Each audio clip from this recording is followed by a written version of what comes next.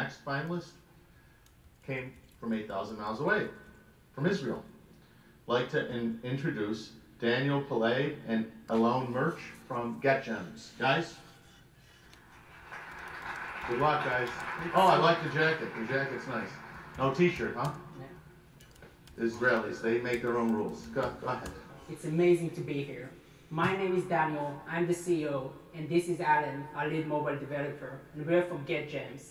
We develop a technology that enables payment within any existing social network. In order to understand exactly how we do it, we need to dive in.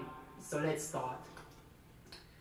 The quote above was said by a city director this year. A bank future depends on the ability to blend the payment process into the everyday lives of payment recipients. We as customers couldn't agree more. The problem is clear. Customers trust their banks, but outside of banking, they engage with social networks. Conversations about money are already happening within messengers as people chat about bar tabs, splitting dinner bills, and sharing the cost of an Uber. It's only natural to pay in the same place the conversation started, without having to switch to another app. Banking apps are losing the peer-to-peer transaction market to instant messengers, and this isn't surprising. Here's an example of the biggest banks in the US, Chase and Bank of America. As you can see, the payment experience isn't intuitive. The payment isn't in the context of the conversation, and worst of all, if I want to pay my friend Alan, I need to know his bank account, which is a real blocker. It doesn't make sense, and it doesn't appeal to the Y generation. But what if banks were able to leverage the social graph of the biggest messengers? Wouldn't that be amazing? And this is exactly what we enable. We developed a solution that will make banks very competitive on social networks. Our solution is so deceptively simple, yet so impactful, that it's going to fundamentally change the way we pay using our social networks and smartphones. We call this patent-pending technology PayKey. The PayKey application is a white-label payment hub built right into the keyboard you use on Android and iOS devices. It enables bank clients to pay within any existing social networks they use. Today, 4 out of the 5 biggest messengers have added payments. Giants such as Line in Japan, Snapchat in the US, WeChat in China, and recently Facebook in the US. The trend is clear. Payments are becoming an integral part of social networks, just like sending photos or videos. Venmo has processed $1.6 billion worth of transactions in the last 3 months alone, and it has only a tiny fraction of the user base Facebook and WhatsApp have. Y generation prefers mobile payments over cash, and the market size is huge. Globally, peer-to-peer payments were over $1 trillion this year. Projections put the US peer-to-peer market at $86 billion by 2018, just a couple of years from now, on mobile alone. We estimate that PayKey will be able to have 5% market share by 2018, processing $4.3 billion. And here is how. We developed a product which is super simple to use. PayKey integrates as a keyboard into your iOS and Android devices. It has all the functionality of a normal keyboard with the addition of a payment button. Pressing the payment button sets the keyboard to payment mode. Just select the friend you want to send money to, enter the amount, and that's it. Simple and fast. So let's see a short demo of a payment transaction within WhatsApp. Jessica has a birthday tonight, and Alex bought her a gift from us. Alan's owes $15. He presses the PayKey button, searches for Alex, enters the amount, and that's it. The transaction has been executed.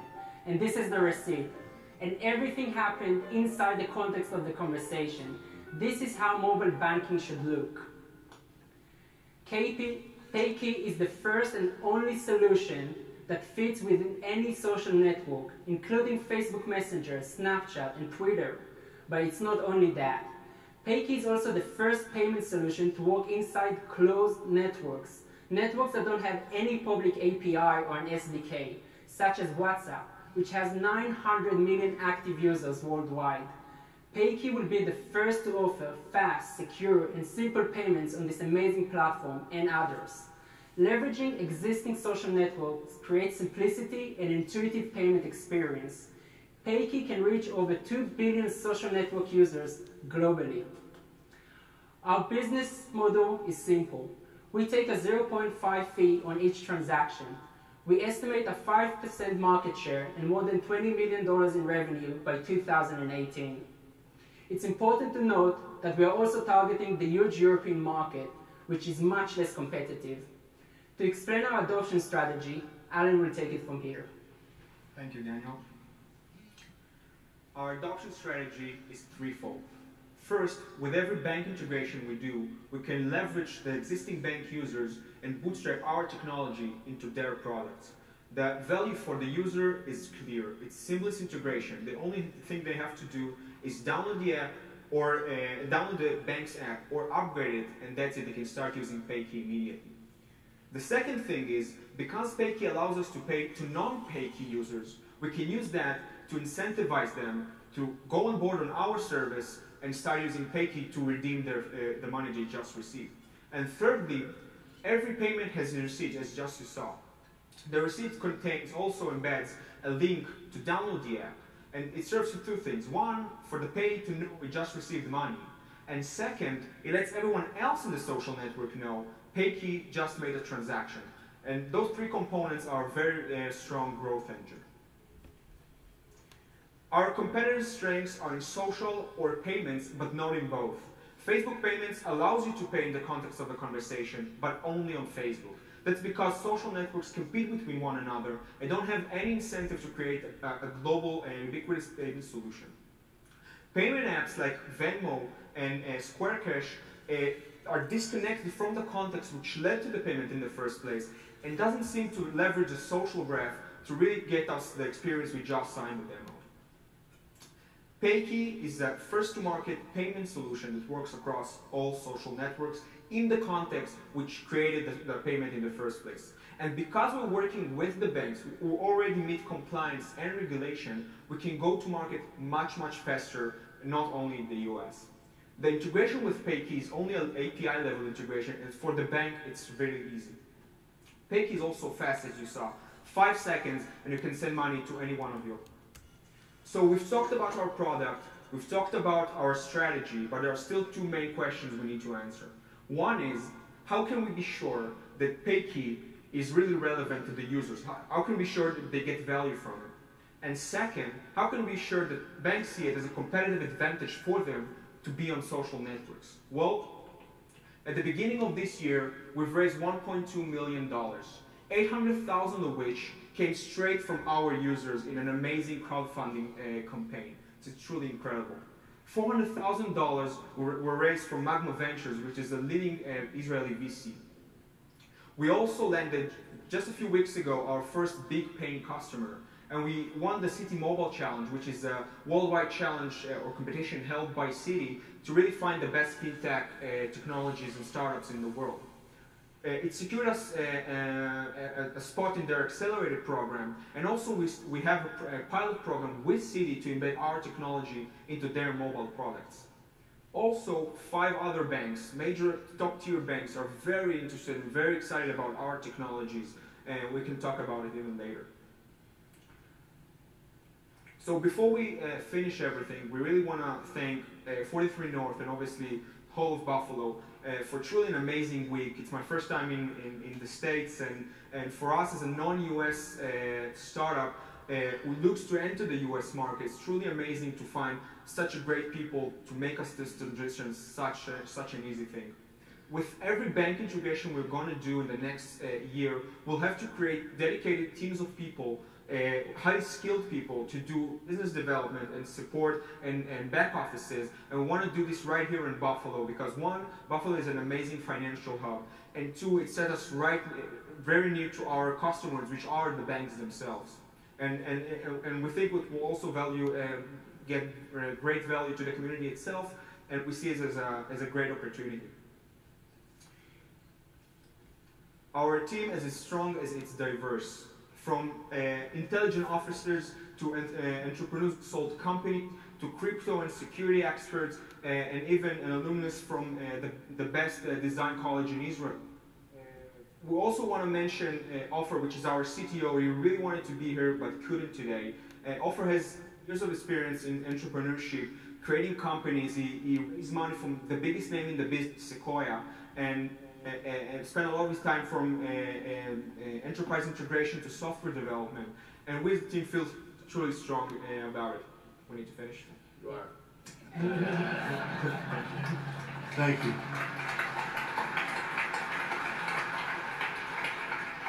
You destroyed my stand. You got everything. Okay, Andy, right up your alley. So, why is this a product and not a feature? And so, if you look at some of the companies that you had on this list, WeChat jumps to mind, and at least in China, WeChat is ubiquitous for payments as well as a social network. Alipay is another one where you have half the people in China using that as a payments mechanism. So it seems to me that the functionality to add this into platforms like that is very easy.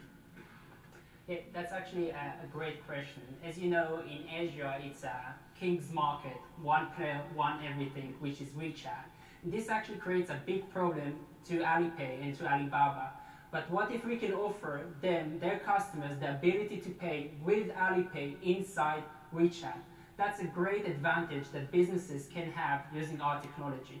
The same with banks, the same with PayPal. They have a lot of user base, but they don't have the social graph of their social messengers, and that's where we come in. But that's not an advantage for WeChat in that model. And then if you look at the US market, right, if you look at Facebook's really that player, and so I think the question that's interesting to me is I understand what's in it for you. I understand what the concern is from a bank, but for me, opening up the API or then shutting it down if you get any kind of scale because they want to control that behavior, everybody's moving in a wall-gardened environment, right? Pinterest, Facebook, Twitter, Instagram now want to control their celebrities on the platform and be their agents. It's all going wall-gardened.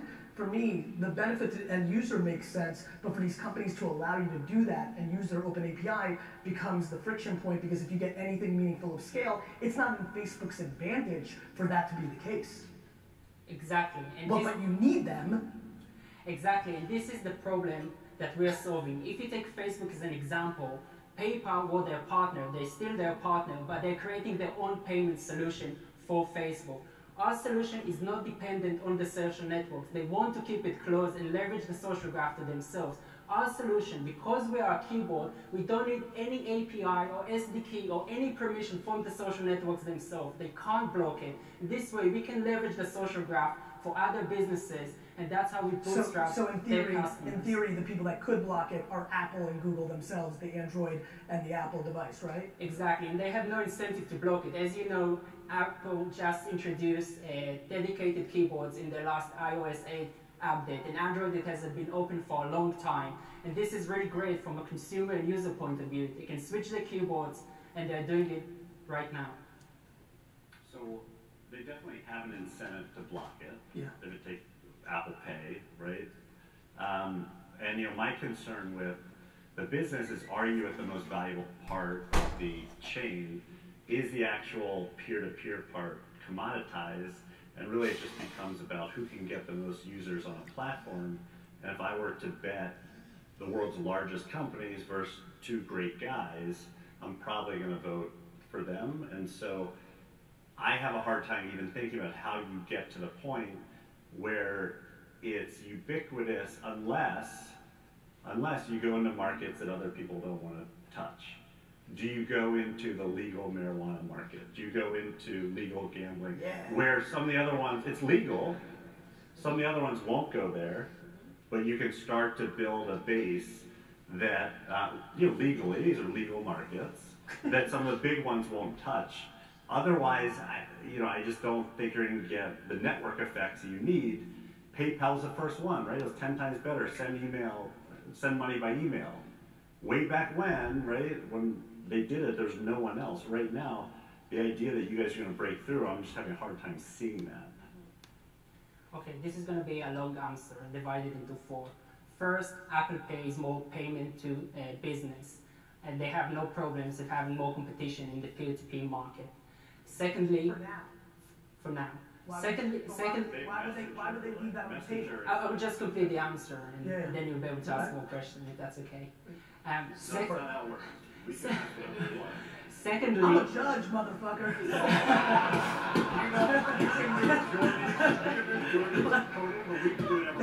secondly, PayPal and Square Cash and Venmo, like you said, they use email. Email is not contextual. The Y generation, the millennials, they text. 60% of the times we are on our social messenger. 100%. That's the second thing. The third thing is that also Facebook, if you think about it, they're one of the ones that will build the most biggest social network in the world. I would have bet on Google, I would have bet on Microsoft, but they did it because they had the incentive and they had the execution and they were able to do it. We are not afraid. We believe we can change the status quo. We believe we have the incentive to do it. And we believe we're not just two people, we have the back of the banking industry. And those are very big players. And if you think about only Citibank has 100 million users around the world, operating in 160 countries. It will take Facebook ages for compliance all over the world. The punchline is Facebook went to the end consumer. They didn't build a product on top of MySpace. You're building a product that's built on top of something else. That's a very different variable. And that's great because we understand that you're not able to build your own social graph from zero. What Venmo is trying to do, what Square Cash is trying to do, they just have a fraction of the users. We will leverage the big social networks without them able to broadcast, and we're going to take it to the biggest industry, which are the banks, which are strong, they have the incentive. We already started it, and we're going to get it to the market, hopefully in the beginning of 2016. Look, I think what you're hearing from a lot of us, even those of us who are not actively speaking, is this would have been awesome 5 years ago. When, yes, we were all texting, we were all on these communication tools, and when these payment methods were not as popular as they are now. And so I think what you're hearing people say is great that you're making it convenient for the user and that you think the workaround is to embed it into this keyboard and that people can choose the keyboard that they'd like the same way you can choose the emoticons that you want in the keyboard. Awesome. That makes sense in an onboarding perspective when you don't want to create a payment web because you recognize how difficult that would be and how saturated that market is. I think what you're hearing though, if I could kind of put it all together, is that there are other players in the space that are doing a really wonderful job, and why would someone want to go use your keyboard embed if they're already on Facebook Messenger or they're already in WhatsApp? Why would they be incentivized to use your special $sign versus what's already built into another product? That's A. And B, to Michael's point, which I think is really trying to help you, is think about another way to approach the market. And I think the subset of the market that you're going for perhaps doesn't need the service that you think you can provide. The more you're telling us we can't do it, it just will push us to succeed even more. And to answer your question, 5 years ago, there wasn't a mobile payment industry. It took education, but today, everything is going mobile. There's 7.2 billion phones, more than toothbrush around the world. Everybody is on social networks today. Why are you not going to China? I would just finish the question she asked. It was a comment though, but go ahead and why are you not going to China or to because China's legal... a mature market in this, right? I mean, that's the interesting query, right? Because China's further along in the social networks dominating the payment platform. Here we have a little bit more fragmentation, so that's where you see the white space, I assume, because that's smart. I think this is very, very smart. I think my concern is that they're looking at, Facebook's looking at China, and so is Snapchat as a play, and so I think that's the interesting rub, because to me, that's where you would go. The problem is that the gap is already closed, and I think you're looking for that opening, and I think it's closing faster than you might be able to land grab. Actually, the window of opportunity is now, and that's why we need the money, and we're going to grow our teams and go to market faster and more aggressive. Regarding China, we are going to China. Next month, I'm going to be 2 weeks in Singapore and 2 weeks in China, meeting with the biggest players. Everything is already set and in motion. And regarding your question, Customers want our solution. Today, we don't use just one social network. I myself use Facebook and Instagram and Snapchat. And having to onboard my credit card on every single social network doesn't make sense. It's just a nightmare. It's not how it's supposed to be. There should be one global system that allows you to connect your bank account once and pay anywhere. Can you answer?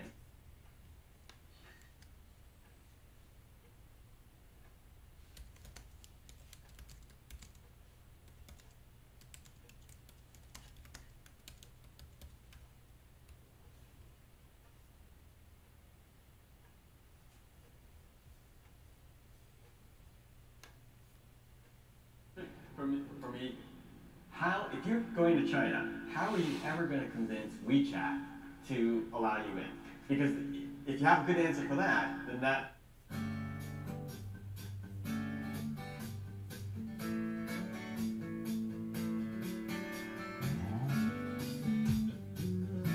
Yeah, thank you for coming all the way here. Thanks. Here. Okay, as you know, we had 11 winners last year, and we've been showing videos of those 11 winners, and now I'd like to show you a video.